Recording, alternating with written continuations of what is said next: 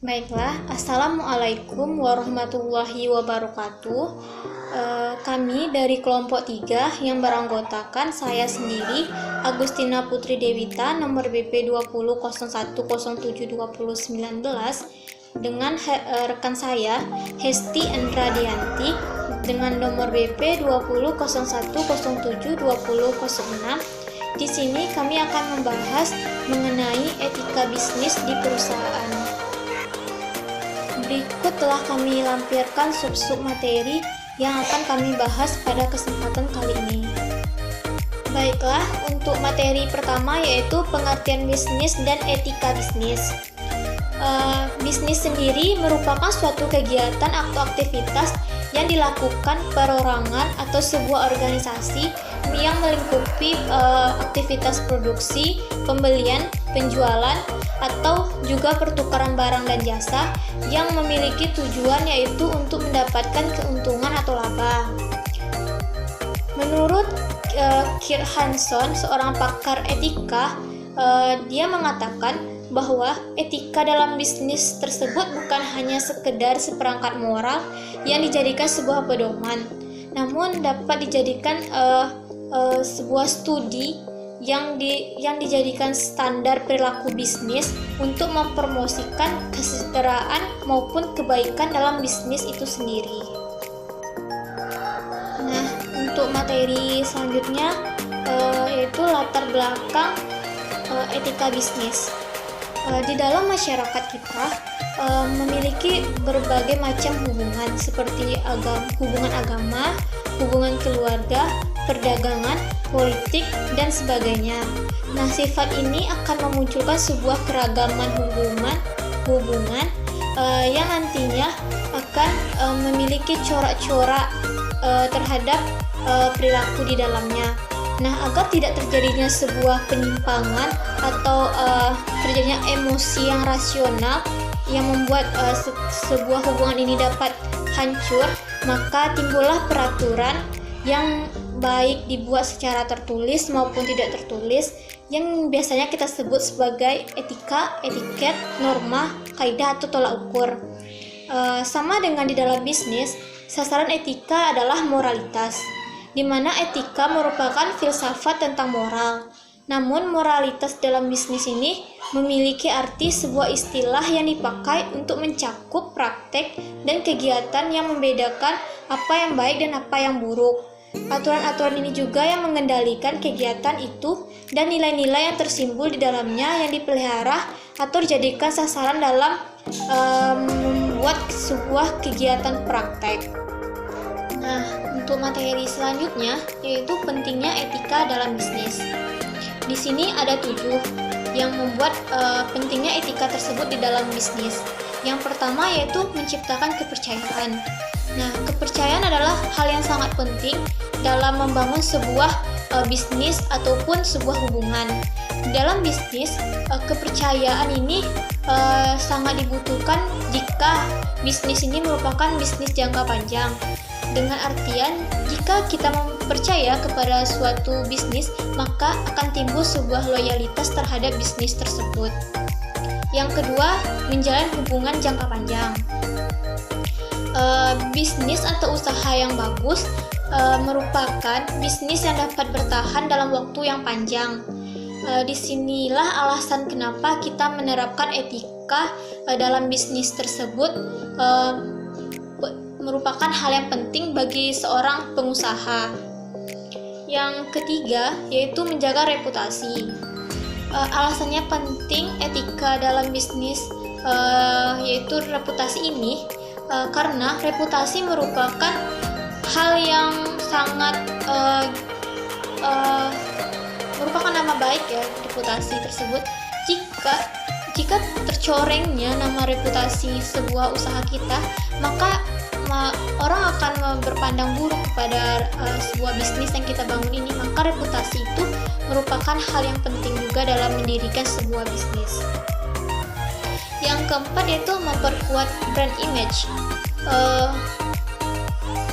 Brand image merupakan etika di mana pelayanan baik dan strategi yang ramah dapat menciptakan kesan tersendiri di mata konsumen atau di mata para pengusaha yang ingin bekerja sama dengan kita.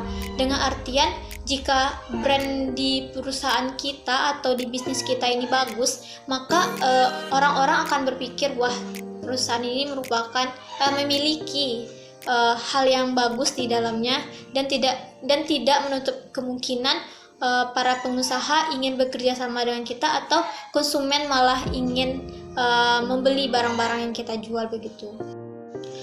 Baiklah, untuk poin selanjutnya yaitu yang kelima, memperluas koneksi dan jaringan.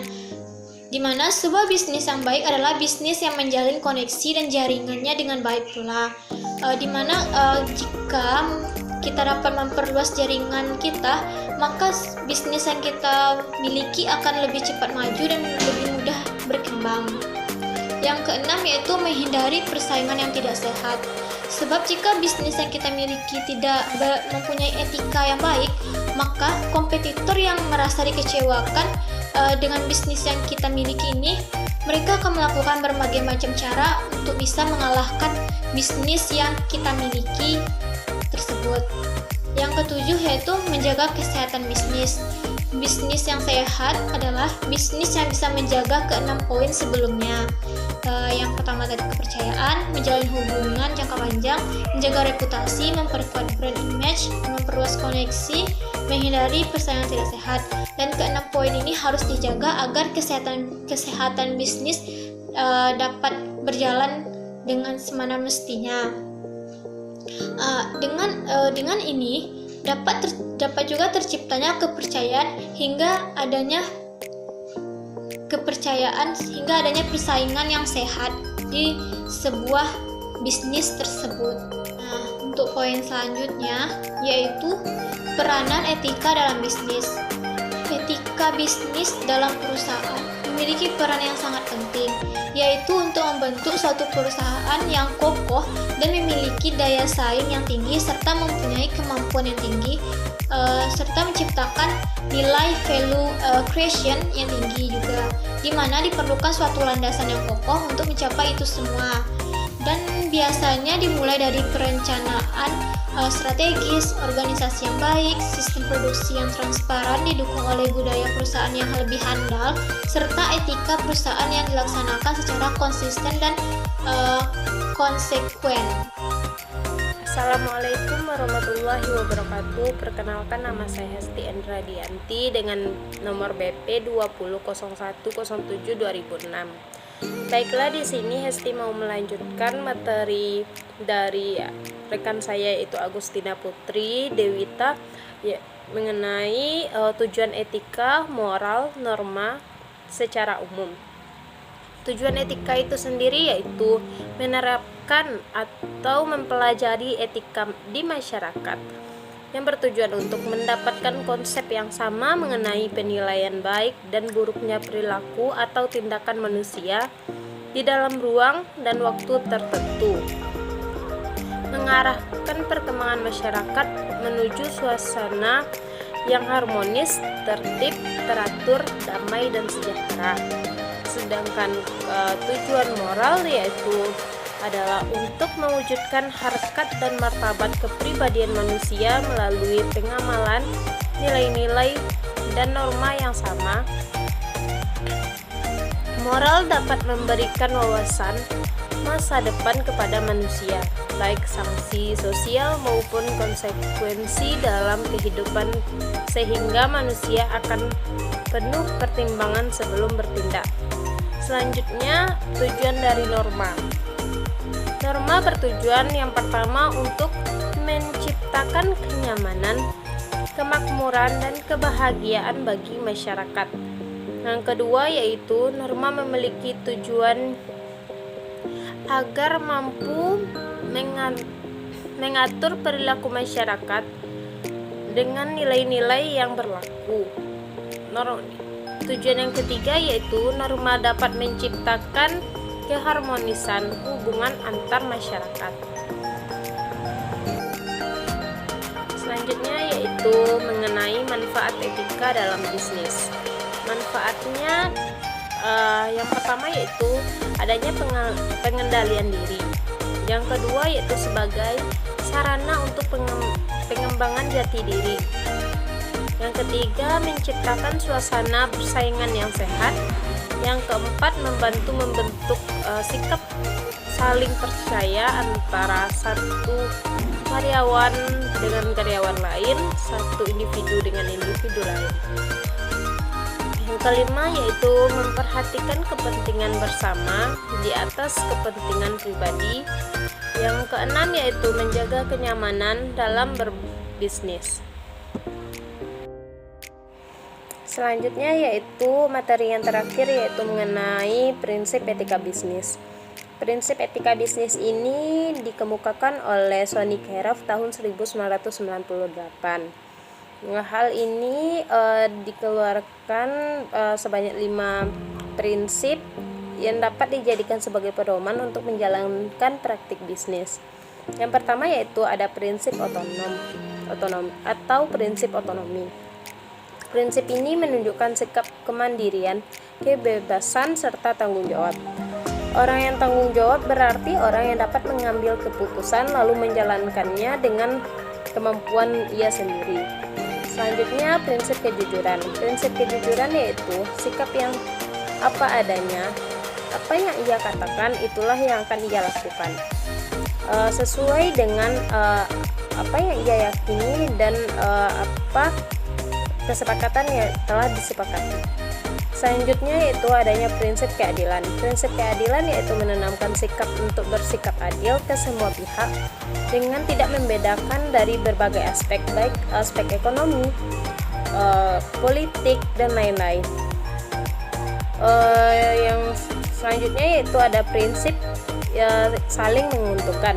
Prinsip saling menguntungkan menanamkan kesadaran untuk saling memberi keuntungan satu sama lain. Artinya yaitu di dalam tindakan bisnis harus diusahakan supaya semua pihak mendapatkan keuntungan. Selanjutnya yaitu ada prinsip integritas moral. Prinsip integritas moral merupakan prinsip yang tidak merugikan orang lain dalam mengambil keputusan dan tindakan bisnis. Prinsip ini dilandasi dengan kesadaran bahwa setiap orang harus dihormati sebagai manusia. Sekian materi dari saya. Kalau ada kata yang salah mohon dimaafkan. Assalamualaikum warahmatullahi wabarakatuh.